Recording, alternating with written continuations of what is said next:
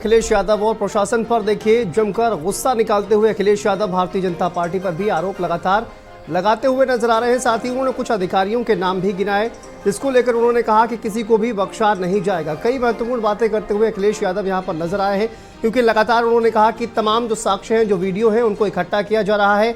और साथ ही उन्होंने कहा कि कार्यकर्ताओं को ये कहा गया है कि जो भी अधिकारी इस चुनाव में गड़बड़ी कर रहा है उन सभी का नाम नोट किया जाए, किसी को बख्शा नहीं जाएगा। ये साफ तौर पर अखिलेश यादव का कहना है। उन्होंने कहा कि मीरापुर के जो वोटर कार्ड है, वोटर्स हैं, उनसे कार्ड छीन लिया गया है, वोटर आईडी कार्ड उनसे छीन लिया गया है और ऐसे अधिकारियों का पता किया जा रहा है। तमाम जो पोलिंग बूथ हैं उनके नाम भी उन्होंने गिनाए हैं, 141, 143, 155 ऐसी तमाम जो बूथ हैं वो उन पर जो है वो तमाम जो वोटर आईडी कार्ड हैं वो वोटर्स के छीने जा रहे हैं। ये तमाम बड़े आरोप अखिलेश यादव के द्वारा लगाए गए हैं और पीठासीन अधिकारी उनके नाम नोट करके रखे हैं, ये भी अखिलेश यादव की तरफ से कहा गया है। चलिए इस पर बातचीत करेंगे। फिलहाल आपको बता दें कि 9 सीटों पर जो मतदान की प्रक्रिया है वो लगातार चल रही है। हमारे साथ तमाम मेहमान भी जुड़े हुए हैं। सबसे पहले आपका परिचय करा देते हैं। हमारे साथ संजय चौधरी जी जुड़े हुए हैं, प्रवक्ता है भारतीय जनता पार्टी के। संजय जी, बहुत स्वागत है आपका। कर्नल शरद शरण समाजवादी पार्टी के प्रवक्ता हैं। शरद जी, आपका भी बहुत स्वागत है। और हमारे साथ सम्राट सिंह चौहान, प्रवक्ता आरएलडी के जुड़ेंगे। और सम्राट जी, आपका भी बहुत स्वागत है। सबसे पहले संजय जी, आप ही से शुरुआत कर लेते हैं। सर, बहुत बड़े आरोप लगाए गए हैं अखिलेश यादव की तरफ से। प्रेस कॉन्फ्रेंस करके उन्होंने कहा कि वीडियो इकट्ठे किए जा रहे हैं, अधिकारियों से गड़बड़ी कराई जा रही है, कुछ अधिकारियों का उन्होंने नाम भी लिया है और लगातार वोटर्स को परेशान किया जा रहा है, उनको रोका जा रहा है। गलियों में भी बैरिकेड लगाए गए हैं, पुलिस वहां पर तैनात की गई है, वोटर्स को डराया धमकाया जा रहा है। देखिए, अखिलेश यादव जी की राजनीति शुरू से ऐसी रही है। ये शुरू हो जाती है पुलिस ये शुरू हो जाती है, तुम बहुत छोटे अधिकारी हो, मेरे सामने बात करने की हैसियत नहीं है। इसका उदाहरण मिलता है शिवपाल सिंह यादव से, जो करहल की विधानसभा में कहते हैं कि अधिकारी होश में आ जाओ, हम ताकत में आएंगे, तुम्हें तुम्हारी हैसियत बता देंगे।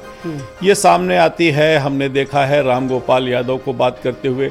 लेकिन आज अखिलेश यादव की प्रेस कॉन्फ्रेंस में उनके चेहरे पर झलक रही हताशा और निराशा बताती है कि ये आरोप संभावित हार से बचने के लिए वो एक कवच के रूप में इस्तेमाल कर रहे हैं। उत्तर प्रदेश की जनता इस उपचुनाव में जिस तरह से निकलकर छद्म आवरण बनाकर पिछले चुनाव में अखिलेश जी ने, उनके पार्टी ने जो थोड़ी बढ़त हासिल की थी, लेकिन जिस प्रकार से इस बार के चुनाव में उनके साथी राजनीतिक दल के कांग्रेस के न प्रदेश अध्यक्ष, न राष्ट्रीय अध्यक्ष, न उनके सबसे बड़े युवराज अखिलेश के साथ मंच साझा करने भी नहीं आए, निश्चित रूप से बड़ी हार की हताशा अखिलेश यादव के चेहरे पर साफ दिखाई दे रही है और संभावित हार से बचने का वो केवल प्रयत्न कर रहे हैं और मुझे लगता है कि परिणाम इसकी तस्दीक जरूर करेंगे। शरद जी, संभावित हार और इसी की वजह से बहानेबाजी की जा रही। अच्छा हुआ इस युग में सोशल मीडिया है, सीसीटीवी है, लोगों के मोबाइल में कैमरे हैं और सारा कुछ रियल टाइम मिलता है जी। क्या आपने वो वीडियो नहीं देखे जहाँ 50 गाड़ियों के साथ सैकड़ों पुलिस वाले मोहल्लों में जा के लगातार ऐसे हूटर बजा रहे हैं जैसे कि बांग्लादेश की गलियों में घुस गए हों, जैसे कि चीन की गलियों में घुस गए हों। हालांकि चीन के लिए तो ये लोग दिल्ली में लोकसभा में ये बोल देते हैं कि कोई घुसा ही नहीं है। वो जब लाशें आनी शुरू होती हैं उसके बाद कबूल करते हैं कि यहाँ घुसा भी है और उन्होंने बल्लम पे कांटे के तार बांध के हमारे फौजियों को मारा भी है। तो बिना सबूत के कभी भी कोई भी राजनीतिक दल किसी बात को एक्सेप्ट नहीं करता है और खास तौर से सत्ता में जो लोग बैठे हों तो वो तो बिल्कुल बुलंद हो रखे होते हैं, उन्हें तो ज़मीन का कुछ पता ही नहीं होता है। लेकिन सोशल मीडिया पे आज की तारीख में आम आदमी मतदान केंद्र के बाहर से खड़े होके 2 मिनट का वीडियो बनाता है और डाल देता है। आप सुबह से देख लीजिए, इलेक्शन कमीशन के ऊपर इतना दबाव डाला गया है। कल शाम को 4 बजे उन्होंने पत्र जारी किया है कि कोई पुलिस वाला किसी का मतदान पत्र या किसी का बुर्का या किसी का ओढ़नी या किसी का शॉल नहीं खोलेगा। और उसके बाद सुबह से आप लगातार देख रहे होंगे कि खाकी वर्दी में लोग सिर्फ मतदाता पत्र चेक ही नहीं कर रहे हैं बल्कि लाठियां चलाई गई हैं।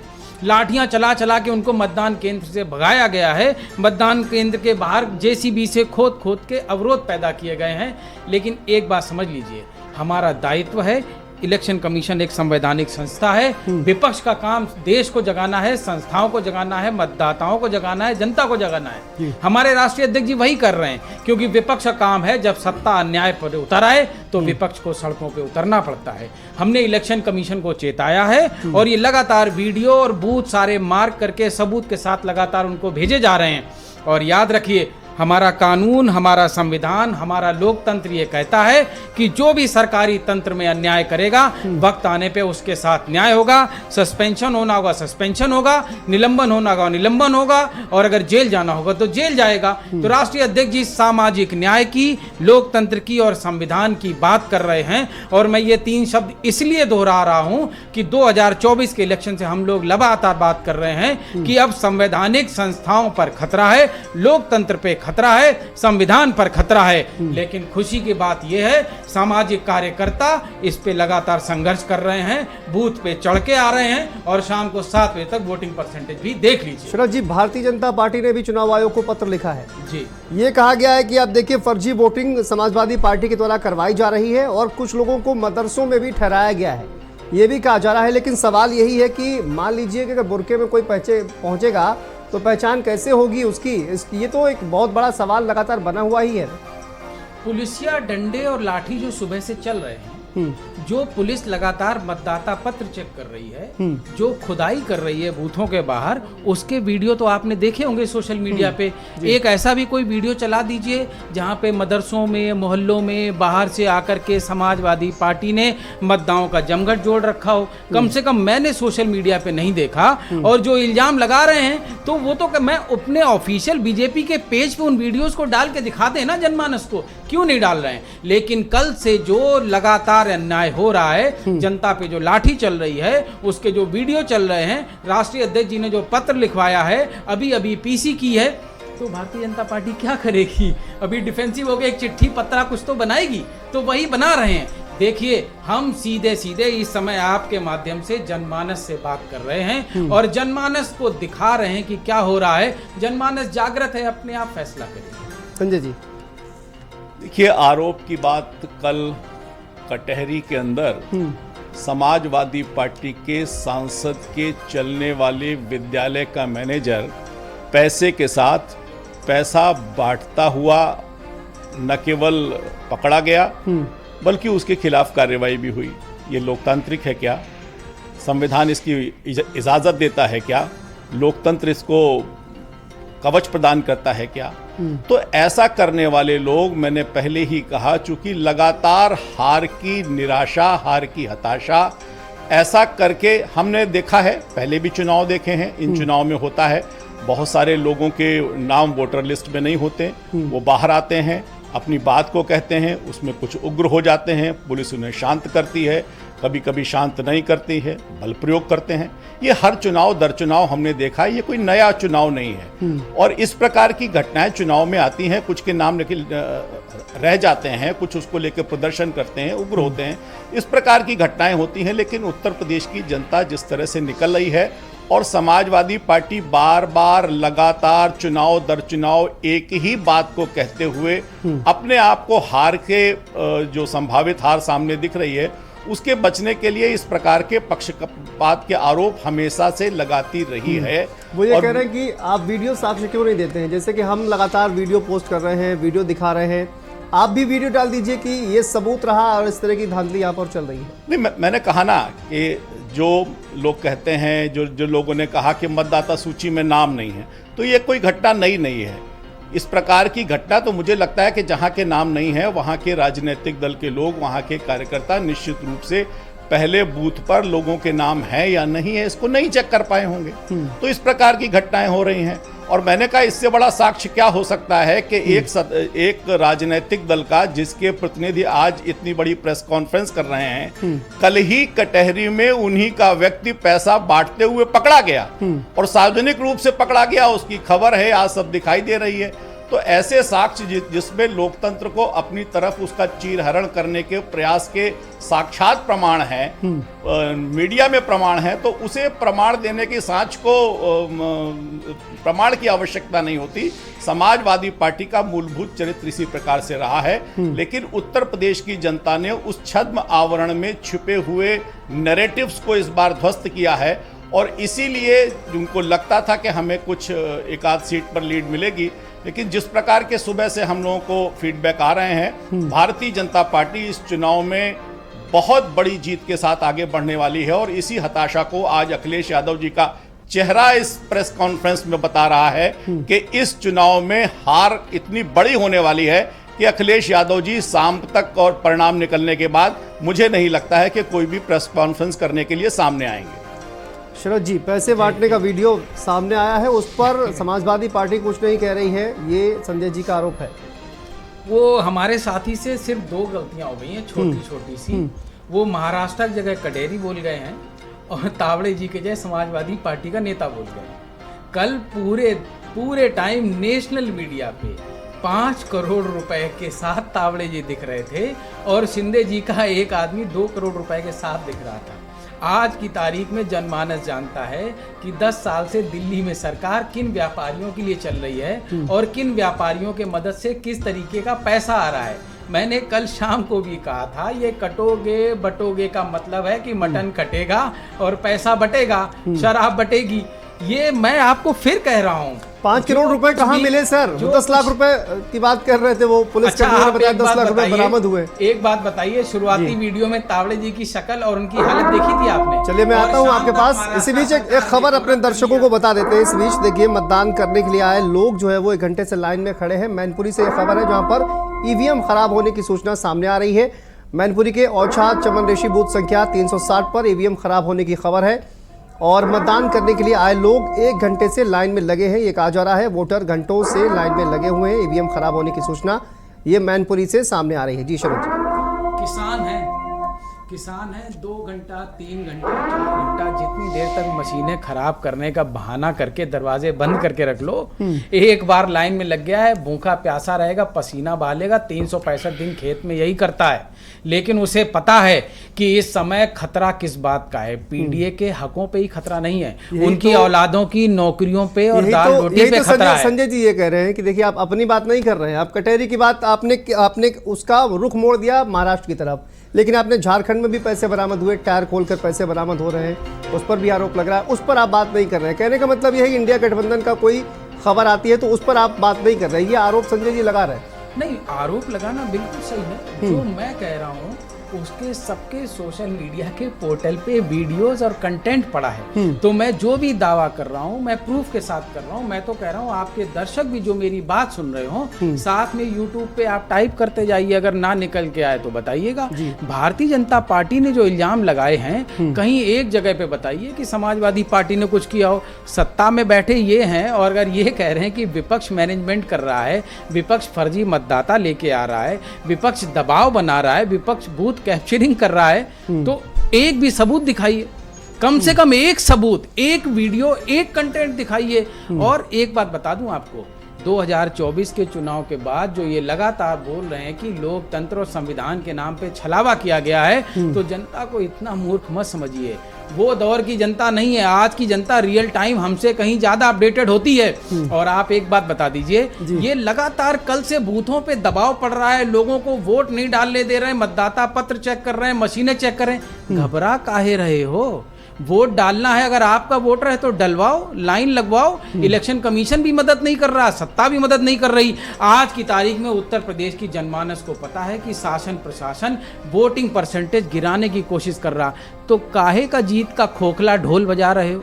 ये तो अपने आप में खुद सीधा सीधा सबूत है कि घबरा रहे हो। कहां से घबरा रहे हो? मिल्कीपुर से घबराए, फिर 13 तारीख का 20 तारीख करके घबराए, और उसके बाद जो 2 दिन से तांडव चल रहा है, जनता देख रही है, आपकी ढुलकिया बज रही है, 23 तारीख को शाम तक फट जाएगी। संजय जी एक छोटा सा जवाब, उसके बाद आरएलडी के प्रवक्ता भी हमारे साथ जुड़ गए हैं, सम्राट जी। देखिए, मुझे लगता है कि जो सामने दिखने वाले सच से आंख चुरा ले और आंख मूंद ले, मुझे लगता है कि यहीं आप सामने बैठे हुए हैं। कल दैनिक भास्कर पोर्टल पर खबर है कटहरी की, इनको बता दीजिए, इनको दिखा दीजिए, सांसद का नाम भी बता दीजिए, मैनेजर का नाम भी बता दीजिए और तस्दीक यहीं सामने सामने करा लीजिए। हाथ कंगन को आरसी किया और पढ़े लिखे को फारसी किया। चलिए, बड़ी खबर कानपुर से आपको मुझे बता लगता है कि दें, तुरंत वापस समझ आता में आ हूं संजय जी जाएगा। आपके पास। देखिए, बीजेपी नेता धरने पर बैठ गए हैं फर्जी वोटिंग का आरोप लगाकर। कानपुर से खबर सामने आ रही है, जीआईसी पोलिंग सेंटर पर धरने पर बैठे हैं भारतीय जनता पार्टी के नेता और धरने पर बैठे बीजेपी नेता को पुलिस ने उठाया है। फर्जी मतदान का आरोप लगाकर बीजेपी नेता धरने पर बैठे, कानपुर से खबर सामने आ रही है। भाजपा नेता मनोज सिंह धरने पर बैठे हैं, जीआईसी पोलिंग सेंटर पर धरने पर बैठे हैं भाजपा नेता। और देखिए, कानपुर में लगातार फर्जी वोटिंग को लेकर भारतीय जनता पार्टी के आरोप सामने आ रहे हैं।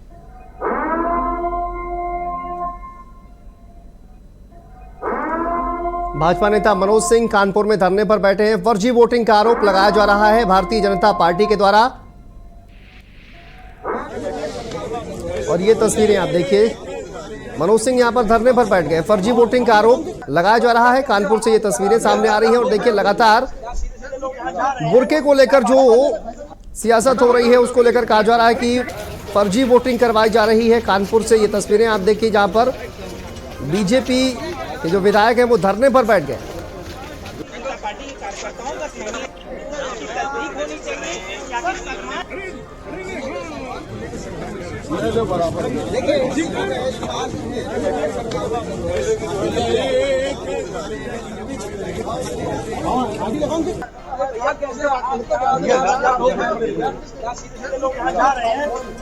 तो देखिए, कानपुर से ये तस्वीरें सामने आ रही हैं जहां पर बीजेपी विधायक फर्जी मतदान का आरोप लगा रहे हैं, धरने पर बैठे हैं। पुलिस अधिकारी वहां पर पहुंचे, जिसके बाद उनको वहां से हटाया गया है। तो कानपुर से ये तस्वीरें हैं, धरने पर बीजेपी विधायक बैठे हुए हैं।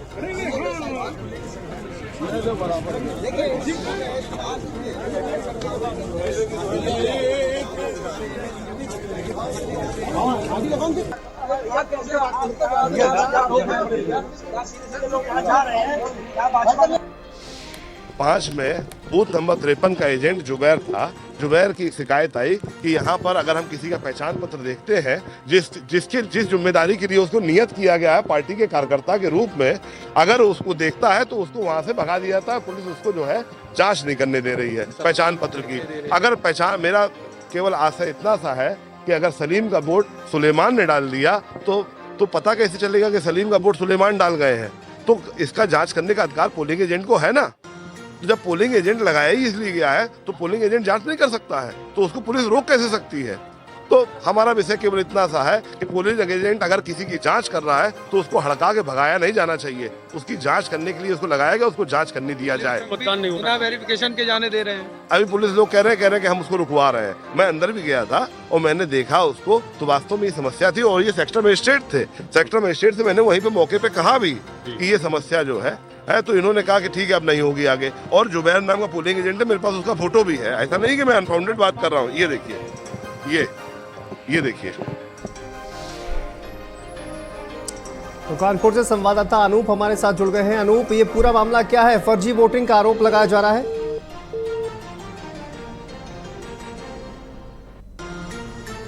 चलिए, अनूप से संपर्क टूट गया है, लेकिन कानपुर से देखिए तस्वीरें सामने आ रही हैं जहां पर धरने पर बैठे हुए हैं बीजेपी विधायक। फर्जी मतदान का आरोप लगाया जा रहा है और कहा जा रहा है कि देखिए फर्जी वोटिंग है, और जब चेक करने के लिए जो पोलिंग एजेंट वहां पर जिसने चेक किया उसको पुलिस रोक रही है। तो पुलिस पर आरोप लगाए जा रहे हैं। भारतीय जनता पार्टी के विधायक अब पुलिस पर आरोप लगा रहे हैं। समाजवादी पार्टी लगातार पुलिस पर आरोप लगा रही है, प्रशासन पर। देखिए, आरोप लगाते हुए अखिलेश यादव को आपने सुना।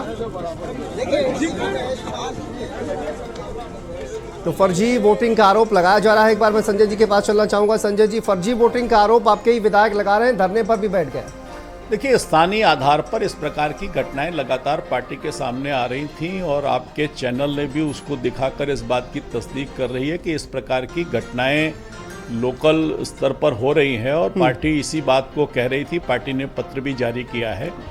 तो निश्चित रूप से जो लोकल लेवल पे जो प्रभावशाली लोग होते हैं वो इस प्रकार के उन्होंने स्थान स्थान पर किए हैं और ख़ास तौर से मुस्लिम बाहुल इलाके में कल की उस घटना के बाद जिसमें समाजवादी पार्टी ने एक गैर संवैधानिक, गैर व्यवस्था के लिए गैर विधिक पत्र लिखकर इस बात की तस्दीक करानी चाहिए, इस बात की गारंटी चाहिए कि जो भी बुरखे में जा रही महिलाएं हैं उनका बुरखा उतारकर उनकी शिनाख्त न की जाए। तो आज तक भारत के अंदर कहीं नहीं हुआ। लोग बुरखे में जाते हैं, लेकिन अगर उन्हें फ़ोटो खिंचानी है तो वो बुरका उतार के करते हैं, वीज़ा लेना है तो वो अपना चेहरा दिखाते हैं। और इसी प्रकार से किसी भी मतदाता की पहचान उसके चेहरे से मिलान होती है। उसके पास जो मतदाता पत्र होता है उसके पास ये चेहरा होता है। लेकिन अगर बड़े राजनीतिक जिम्मेदार पदों पर बैठे हुए राजनीतिक दल के लोग इस प्रकार का पत्र लिखकर व्यवस्था को खिन्न करने के लिए, व्यवस्था को छिन्न भिन्न करने के प्रयास करेंगे, तो मुझे लगता है कि इस प्रकार की घटनाएं उसी के परिणाम है। बड़े राजनीतिक दलों को ऐसे बचना चाहिए और छोटी राजनीतिक जीत के लिए इस प्रकार का गैर व्यवस्थात्मक और गैर विधिक पत्र लिखने से बाज आना चाहिए। इससे व्यवस्थाओं को संभालने में कठिनाई होती है और मुझे लगता है कि इस आधार पर भेदभाव अपनाकर हिंदू मुस्लिम के आधार पर अलग अलग व्यवस्थाएं बने, ये व्यवस्था बनाने के लिए, पत्र लिखने के लिए राजनीतिक दलों को सांप्रदायिकता का छौंका लगाने से बाज आना चाहिए। मुझे लगता है कि ये अगर नहीं होंगी तो इस प्रकार की घटनाएं सुनने में नहीं आएंगी। जी शरद जी, फर्जी वोटिंग का आरोप लगाया जा रहा है। अब ये कहा जा रहा है कि देखिए बुरखे का तो मामला लगातार चल ही रहा है, समाजवादी पार्टी ने भी पत्र लिखा। आखिर पहचान कैसे होगी? मान लीजिए कि अगर कोई घूंघट में भी जाता है तो उसकी पहचान करने के लिए आखिर कैसे पहचान होगी? इसमें क्या आपको आपत्तिजनक लगता है? देखिए, सबसे पहली बात, जो प्रवचन है वो कोई भी दे रहा हो, प्रवचन का कंटेंट हमेशा अच्छा ही होता है। लेकिन ये भी मैटर करता है कि कहीं वो आशाराम या राम रहीम के श्रीमुख से तो नहीं निकल रहा है, क्योंकि वक्त के साथ पता चलता है जिसके खुद के आचरण ठीक ना हो उसे कम से कम प्रवचन नहीं देना। ठीक है शरद जी, माफी के साथ आपको रोक रहा हूँ। एक बार अनूप हमारे सहयोगी जुड़ गए कानपुर से। अनूप, क्या आपको आवाज आ रही है? अनूप, फर्जी मतदान का आरोप लगाया जा रहा है, बीजेपी विधायक धरने पर बैठ गए हैं, क्या है पूरा मामला वहां पर? क्या कुछ जानकारी सामने आ रही है?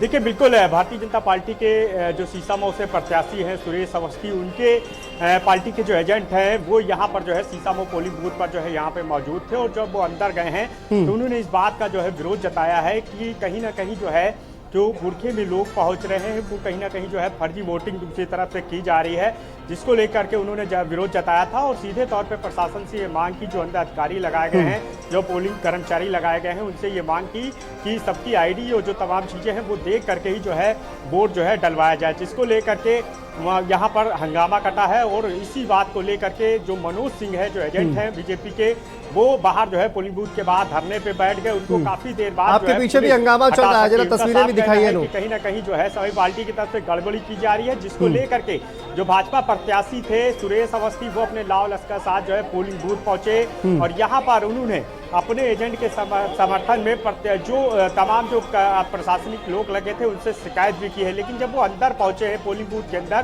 तो वहां पर जो पुलिसकर्मी अंदर तैनात थे, एसीपी स्तर के एक अधिकारी थे, उनसे उनकी तीखी बहस भी हुई है।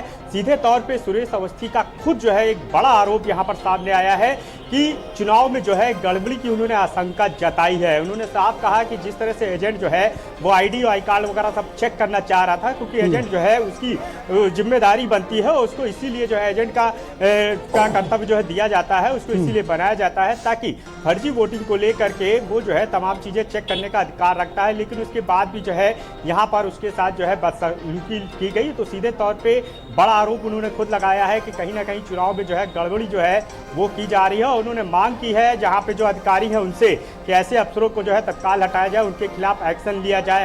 आयोग से भी उन्होंने मांग की है और सीधे तौर पे ये आरोप लगाया है कि दूसरी तरफ जहां सपा के जो प्रत्याशी हैं उनकी तरफ से जिस तरह से जो है आरोप लगाए जा रहे हैं, जबकि भारतीय जनता पार्टी खुद जो है ये मांग कर रही है कि जो फर्जी तरह से जो है वोटिंग की जो कोशिश की जा रही है और तमाम जो शिकायतें आ रही हैं और गड़बड़ी की जा रही है, उसको तत्काल जो है अधिकारी जो है खुद एक्शन ले। और यही वजह आप देखिए कि सुरेश अवस्थी खुद यहाँ पोलिंग बूथ पर पहुंचे हुए थे। अभी वहां पर क्या स्थिति है? क्या अभी भी वोटर ID कार्ड वहां पर चेक किए जा रहे हैं अनूप, और क्या कुछ अभी क्या स्थिति वहां पर दिखाई दे रही है? देखिए अभी कुछ देर पहले ही जो है सुरेश अवस्थी को, क्योंकि वहां से जो है उनके समर्थकों के साथ जो है प्रशासन जो है बाहर लेकर के आया है। मीडिया से बात करते हुए उन्होंने तमाम जो आरोप हैं वो अपने जो है साझा किए हैं। उनका साफ कहना है कि कहीं ना कहीं जो है समाजवादी पार्टी की तरफ से जो है गड़बड़ी जो है वो फैलाई जा रही है और इसमें नीचे स्तर के जो पुलिसकर्मी हैं उनके ऊपर जो है उन्होंने गड़बड़ी की आशंका जताई है और ऐसे लोगों के खिलाफ जो है सख्त एक्शन की मांग भी की है। एक जो एसीपी स्तर के अधिकारी हैं उनसे उनकी बहस भी अंदर पोलिंग बूथ पे हुई है। उसके बाद बाहर आकर के उन्होंने सीधे खुद मांग की है कि जहां समाजवादी पार्टी जो है ये आरोप लगा रही है कि सत्ता के दबाव में जो है भारतीय जनता पार्टी के प्रत्याशियों के पक्ष में जो है प्रशासन काम कर रहा है, लेकिन उनका खुद आरोप है कि चलिए वापस आएंगे अनूप, आप नजर बना के रखिए। शरद जी एक बार आपका रिएक्शन, उसके बाद मैं अपनी पूरी बात समाप्त कर दूं। जी मैं ये कह रहा था प्रवचन हमेशा अच्छा होता है, सुनने में अच्छा लगता है, उसका कंटेंट भी अच्छा होता है, लेकिन किसके श्रीमुख से आ रहा है उसका भी प्रभाव होता है। आज के वक्त में अगर आशा राम और राम रहीम कोई प्रवचन देंगे तो क्या जनमानस सुनेगा? क्योंकि उनके चरित्र ऐसा रहा है। मैं बताता हूँ आपको, और ये वही राम रहीम है जो हर बार चुनाव के पहले भाजपाई पेरोल पे बाहर आ जाते हैं, चुनाव के बाद अंदर चले जाते हैं। तो आप समझ लीजिए संबंध किन से रखते हैं। दूसरी बात, इसी लखनऊ में अभी 2022 के चुनाव में एक अधिकारी महोदय सर्विस से छोड़ करके आए और यहाँ चुनाव लड़ रहे थे और उनके क्षेत्र का प्रशासन जानते कौन संभाल रहा था? उनकी खुद की धर्मपत्नी यहाँ की पुलिस कमिश्नर थी। समाजवादी पार्टी ने कई बार इलेक्शन कमीशन को पत्र लिखा, लेकिन उनको हटाया नहीं गया। यहाँ उनको हटाया गया चुनाव के 6 महीने के बाद और नोएडा जैसे बड़े शहर की जिम्मेदारी दी गई है इनाम स्वरूप। दूसरा उदाहरण, इलेक्शन कमीशन को हमने बोला है कि लिस्ट बदली की गई वोटिंग के टाइम और बहुत सारे जाति विशेष के, धर्म विशेष के लोगों के नाम काटे गए।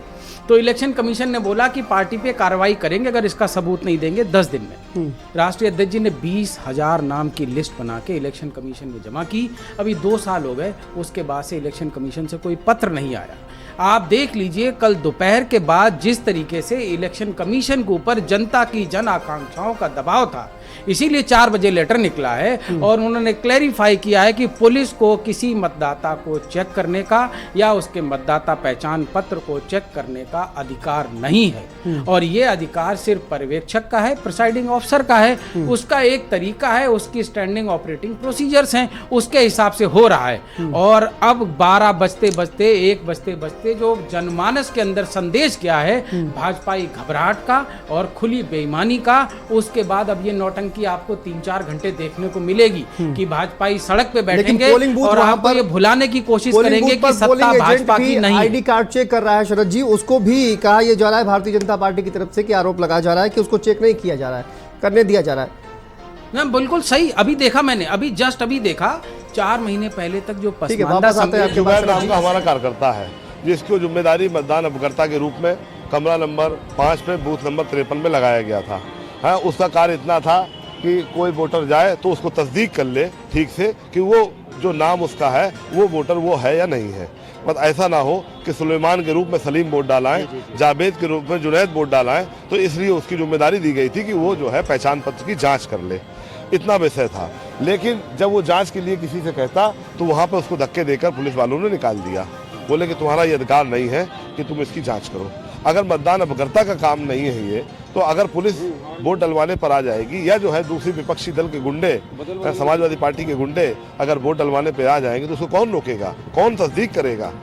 तो हमारा विषय ये था कि पारदर्शी ढंग से मतदान हो और जो है हमारे पोलिंग एजेंट को रोका ना जाए। इस विषय को लेकर जब पुलिस ने हमारी बात को सुना नहीं, सेक्टर मजिस्ट्रेट से भी शिकायत करी, तो मुझे मजबूरी में आके धरने पे बैठना पड़ा। आप धरने पे बैठे, सुरेश अवस्थी जी को खबर लगी, वो भी यहाँ पे पहुंचे, उसके बाद वो अंदर गए। तो अंदर क्या हुआ, क्या अंदर भी पुलिसकर्मियों ने उनसे बहस की? हाँ, जो है पुलिसकर्मियों से बहस हुई, सेक्टर मजिस्ट्रेट से बहस हुई और जो है धक्का देके उसको जिस कार्यकर्ता को भगाया था उस कार्यकर्ता ने अपनी शिकायत करी। और कार्यकर्ता का सम्मान हमारे लिए जो है बहुत सर्वोपरि है और कार्यकर्ता के सम्मान के साथ में, उसके मान सम्मान स्वाभिमान के साथ में हम लोग किसी भी तरह का समझौता नहीं करेंगे, क्योंकि हमारे लिए कार्यकर्ता से बड़ी कोई हमारी पूंजी नहीं है। तो क्या आपको लग रहा है कि कहीं ना कहीं जो है जो समाजवादी पार्टी के उल्टा आरोप लगा रहे हैं, लेकिन कहीं ना कहीं वो जो है उनके जो तमाम लोग हैं खुद शामिल हैं कि जो वोट है उसमें गड़बड़ी की जा सके? नहीं, ये समाजवादी पार्टी के गुंडे यहाँ पर लोगों को धमकाने का भी काम कर रहे हैं। सुबह एक हमारा कार्यकर्ता है राम जी शुक्ला, उसको भी धमकाने का काम किया समाजवादी पार्टी गुंडों ने और बोले कि अगर दिख जाओगे तो आज के मतदान के बाद तुझको जो है फिर पिटाई करूँगा।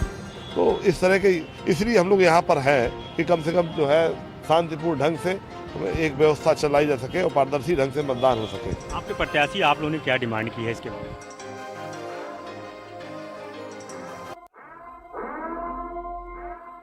बड़ी खबर सामने आ रही है, चुनाव आयोग ने 2 पुलिसकर्मियों को सस्पेंड किया है। कानपुर से ये बड़ी खबर इस वक्त सामने आ रही है। समाजवादी पार्टी ने शिकायत की थी, जिसके बाद चुनाव आयोग ने 2 पुलिसकर्मियों को सस्पेंड कर दिया है। ये बड़ी खबर अभी देखिए जानकारी सामने आ रही है। तो समाजवादी पार्टी ने शिकायत की थी, जिसके बाद चुनाव आयोग के द्वारा ये एक्शन लिया गया है। मतदाताओं की वोटर आईडी चेक करने पर एक्शन लिया गया है। फर्जी वोटर बताकर रोकने पर पुलिस वालों पर एक्शन लिया गया। और सपा अध्यक्ष अखिलेश यादव ने भी आरोप लगाया था। और देखिए, चुनाव आयोग की तरफ से कहा गया था कि कोई भी पुलिसकर्मी आईडी चेक नहीं करेगा, जिसको लेकर शिकायत भी की गई थी समाजवादी पार्टी की तरफ से। अब इस पूरे मामले पर एक्शन लिया गया है। 2 पुलिसकर्मियों को सस्पेंड कर दिया गया है। फर्जी वोटर बताकर रोकने पर पुलिस वालों पर यह एक्शन लिया गया है। चुनाव आयोग ने यह बड़ी कार्रवाई की है और समाजवादी पार्टी की शिकायत पर यह बड़ी कार्रवाई की गई है। कानपुर से यह बड़ी खबर सामने आ रही है, जहां पर 2 पुलिसकर्मियों को सस्पेंड किया गया है। और अखिलेश यादव ने भी इसको लेकर सवाल खड़े किए थे और सोशल मीडिया पर लगातार उन्होंने लिखा, लेकिन देखिए पुलिस कर्मियों पर एक्शन लिया गया है। ये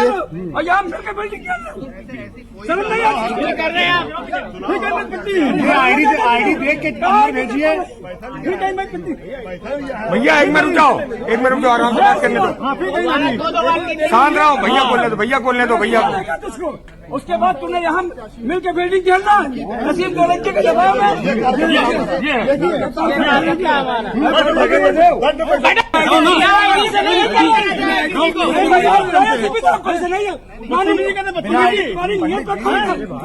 तुम्हारी 100% रिपोर्ट है।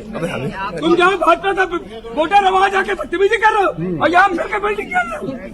शर्म नहीं आईडी देख के भेजिए भैया। एक मिनट रुक जाओ, आराम से बात करने दो, शांत रहो। भैया बोलने दो भैया को। उसके बाद तूने यहाँ मिलकर बिल्डिंग खेलना नसीब दौलत के जवाब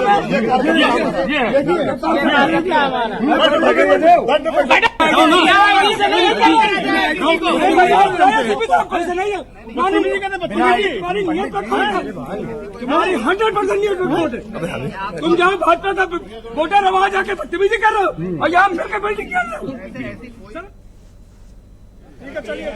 तो देखिए, कानपुर से ये तस्वीरें सामने आ रही हैं। पुलिस कार्यकर्ताओं के बीच ये बहस, कानपुर में बीजेपी कार्यकर्ताओं और पुलिस के बीच ये बहस देखने को मिल रही है। यहाँ पर देखिए सुरेश अवस्थी भी पहुंचे हुए हैं।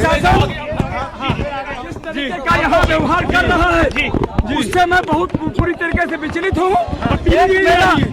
एक मेरा कार्यकर्ता जो पोलिंग एजेंट पे बैठा हुआ था, ये सामने खड़ा है। इसने फर्जी वोट को रोकने की कोशिश की तो पुलिस प्रशासन ने इसके साथ बदतमीजी करी। मेरा अपना मानना है कि यहाँ सब टोटल फर्जी वोट पड़ रहे हैं।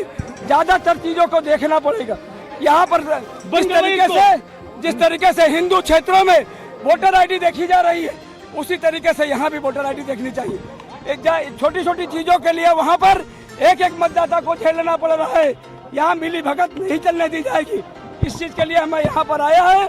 मैंने अपना विरोध दर्ज कराया और दर्ज कराने के बाद जिस तरीके से प्रशासन ने अभी एक उच्च अधिकारी ने मुझसे कहा आप लिख के दीजिए, मैं उसकी जांच कराता हूँ। सर, क्या आप संतुष्ट हैं? यहाँ पर जो लोग बैठे थे उससे आप यहाँ पर कुछ धरना भी चला, कुछ लोग बैठे भी थे, आपको जानकारी हुई? क्या आप संतुष्ट? देखिए, मुझे इतना मालूम है कि जो उच्च अधिकारी यहाँ के जो चर्चा करेंगे, हो सकता है कि नीचे के अफसरों ने कहीं न कहीं कोई मिली भगत हो सकती है, लेकिन उच्च अधिकारियों के जिस तरीके से मतदान करा रहे हैं, मैं उसका धन्यवाद भी देता हूँ।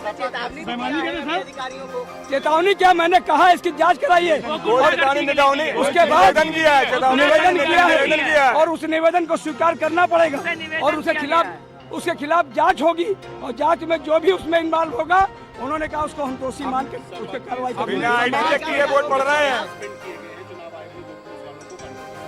वो उनका विषय होगा, लेकिन हमारे कार्यकर्ता का जो हमारे कार्यकर्ता के साथ मारा जा रहा है, हम भी मांग करते हैं।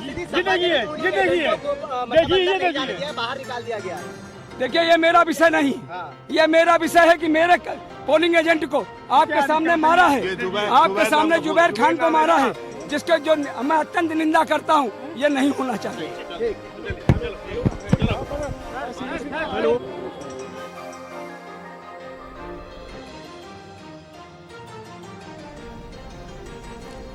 तो देखिए कानपुर में ये ड्रामा देखने को मिल रहा है, हाई वोल्टेज ड्रामा, जहां पर आप देखिए किस तरह से पोलिंग एजेंट पर को रोकने का आरोप लगाया गया है पुलिस कर्मियों के द्वारा कि जिस तरह से पोलिंग एजेंट वहां पर लोगों की आईडी चेक कर रहा था। जाहिर है उसकी जो ड्यूटी है और वहां पर जो किसी तरह का फर्जी मतदान ना होने पाए उसको लेकर ये आरोप जो है वो लगातार लगाए जा रहे थे। एक बार सम्राट सिंह चौहान हमारे साथ जुड़े हुए हैं, आरएलडी के प्रवक्ता है। सम्राट जी, बहुत स्वागत है आपका। मीरापुर विधानसभा सीट जहां पर आपने प्रत्याशी उतारा है, वहां पर आप देखिए तस्वीरें कुछ इस तरह की सामने आई कि वहां पर हंगामा देखने को मिला, पथराव देखने को मिला, पुलिसकर्मियों ने वहां पर लोगों को लाठीचार्ज किया, वहां पर दौड़ाया। हालांकि अभी वहां पर स्थिति कंट्रोल में दिखाई दे रही है। क्या आपको लगता है कि वहां पर मीरापुर जो विधानसभा सीट है वहां पर जिस तरह की वोटिंग सामने आ रही है, आरएलडी का बेड़ा वहां से पार होता हुआ दिख रहा है आपको? जी शांतनु जी, मैं ये जो आप बात बता रहे हैं, ये जो घटना है लगभग 1.5 घंटे पहले की है। और मैं उस जो भी घटना हुई है उस घटना की मैं निंदा करता हूँ। और आप देख, इसके उलट दूसरी तस्वीर भी है। दूसरी तस्वीर जो आ रही है उसमें आप देखेंगे कि इस वक्त चुनाव आयोग ने जो भी